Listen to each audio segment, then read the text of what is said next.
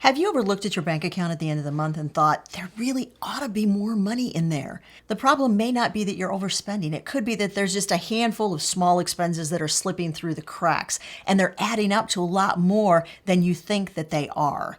Let's start with the first problem area, and that is snacks. The problem with snacks isn't usually the cost. It's that we don't track them. It's so easy if you're working and there's a vending machine to put a couple coins in and grab a candy bar or a soda throughout the day because you get hungry. And the problem with that is that you're not adding that up or putting it on your budget list, so you don't really know how much money you're spending every month on snacks. That was my problem. I had a vending machine at work, and maybe once a day I'd go ahead and buy a candy bar because it seemed like the right thing to do. And Hope asked me finally, how much money are you spending on snacks? And I said, I don't know. I don't write it down. I really don't track it. So I started tracking it, and I was amazed at how much I was actually spending. And because it was cash, there was no way to tell how much that was. I finally figured out that the best thing to do here was to buy some snacks from the store. That way it was easier to track them. They were a lot less expensive, and they went farther. And that brings us to the second small expense that is just really easy to forget about: free trials. Now, we're huge fans of free trials. You get to try out new products, new services, see if you really like them. But the problem is you're really enjoying everything. And then all of a sudden you're like, oh, shoot, they debited my account because you gave them that information when you signed up for the free trial. You've just simply forgotten to cancel the free trial. Now, you need to make sure a couple of things when it comes to free trials. First of all, you need to understand the parameters of how often you can sign up for this. For instance, Prime. You can sign up once per calendar year per email address and get 30 days of Prime absolutely free. The other thing you want to do is make sure that you understand whether you can cancel right away. A lot of times they'll say you need to keep the free trial for X number of days before you cancel. So don't cancel early. Otherwise, what happens is they immediately cancel you instead of waiting until the end of that trial period. If you need to wait for a while, put that date, a reminder on your calendar, and then make sure that you go and you cancel and follow all of the instructions before the end of that trial period. The other thing you really want to do is make sure that if they send you a cancellation confirmation number, make sure you track that confirmation number in case there's any problems later on. And then, of course, you could always decide that you love this new subscription and you're going to keep it, which is perfectly fine as long as you know how that fits into your budget. Hope just gave you some really great tips. And if you're interested in getting some more tips, we have a guide. It's free. It's called Radically Reduce Your Expenses. And if you're interested in that, we'll leave a link to that in the description of this video. Since we've been talking about memberships, let's talk about another one that can easily catch you by surprise, and that's an annual membership. So you sign up once a year, you pay one time for a full year, but that year goes by very quickly. And if you forget to do anything about it, a year later, they'll charge you again, and you may not have money in your budget for that because you forgot all about it. So you want to definitely keep track of any memberships that you've signed up for that are a year in length. Not preparing in advance for that one single yearly expense could actually have some cascading effects that you're maybe not thinking about.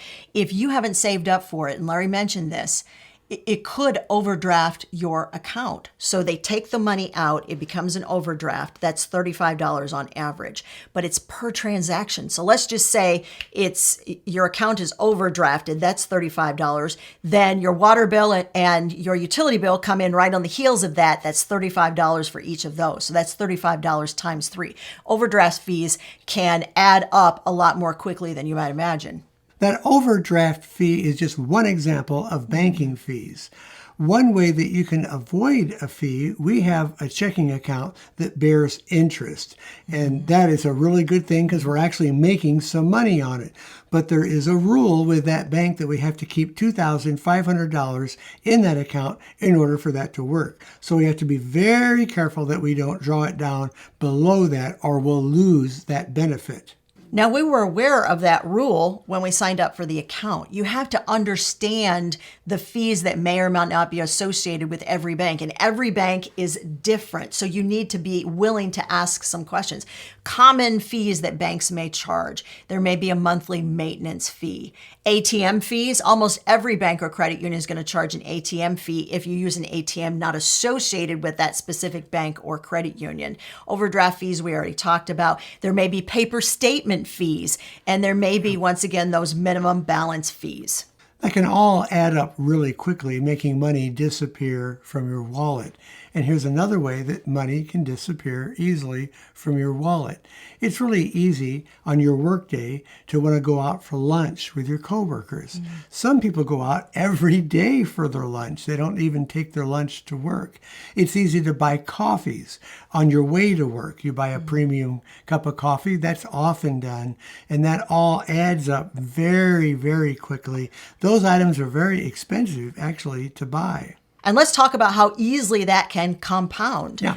When we look at coffee, for instance, if you buy coffee out on the way to work, it adds up to over $600 a year.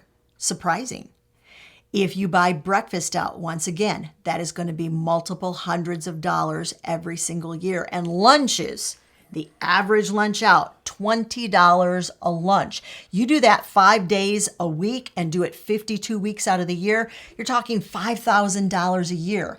And this is why we always tell you, do the math. Take that one simple thing that you're doing and then multiply it out to see what it's costing you over a 12-month calendar year. And that makes it super easy to decide, do I want to keep doing this or do I want to find an alternative?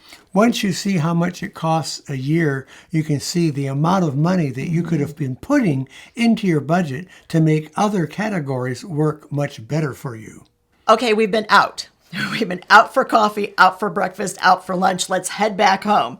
There is something in your home that is sucking energy and it's giving you nothing in return, just like a vampire.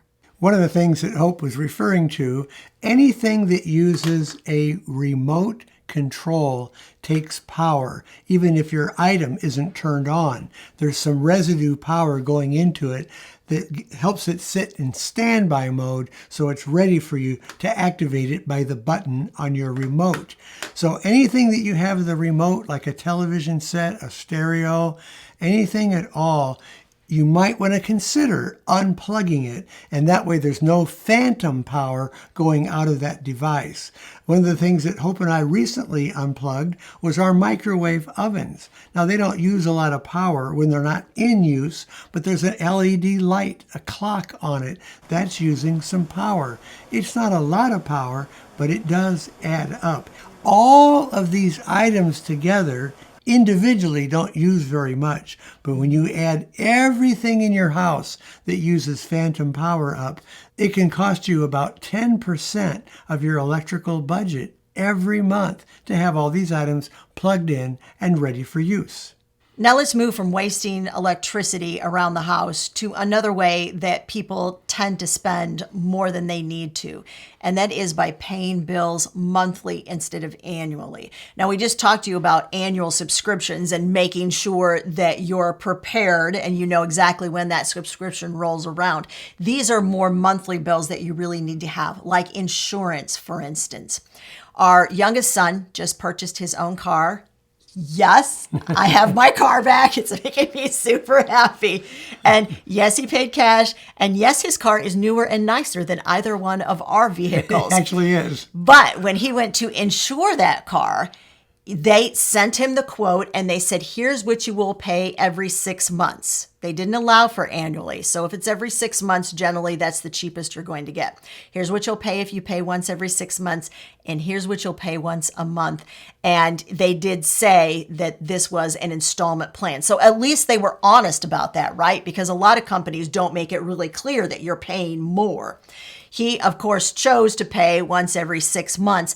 And then he has his own sinking fund set up so that he's setting money aside every single month. When it comes due in 6 months, that money's going to be available. Check into it. We did the same thing years ago with our life insurance. And it saved us like 8 or 10% a year just by paying annually. Let's look at another expense that almost everybody has but overlooks, and that is your cell phone. People don't tend to overlook it. Everybody pays it, right? But people do tend to overlook the fact that they could be paying less. Years ago, there were just a few national providers and everybody went with them because that was our only option, me included. And it was fairly expensive. There are a few things that people tend to overlook. One is the fact that what you see on the plan is not all you're going to pay. There are going to be taxes and fees associated with that as well. So you're going to be paying more every month than what you see on that piece of paper. Then they also overlook the fact that you have major cell phone providers, right? Well-known name brand providers. They're going to be the most expensive. A lot of people are also purchasing their phone through that cell phone provider. In fact, the average cell phone bill, by the way, in the United States of America, I looked it up, is over $100 per month after you add everything all up. There are a lot less expensive ways to do it. When you go with the other providers, they are using the same cell towers as the major providers. They're subletting those cell phone towers. And so you're really getting the same reach and the same coverage for a lot less money. Years ago, as I mentioned, I had a major provider. We were paying a lot of money every month for that contract. And then we found out about Mint Mobile. We switched to Mint Mobile. It was super easy. $15 a month is what we pay. If you're interested in Mint, we'll leave our affiliate link in the video description. But there are a lot of others that you may consider that are substantially less than those major providers. And speaking of saving money, one of the biggest things that adds up to us spending more has nothing to do with our cell phone bill. It has to do with our habits. If you'd like to see a video that Hope and I did, we talked about 7 habits that will save you money. And the video is right over there.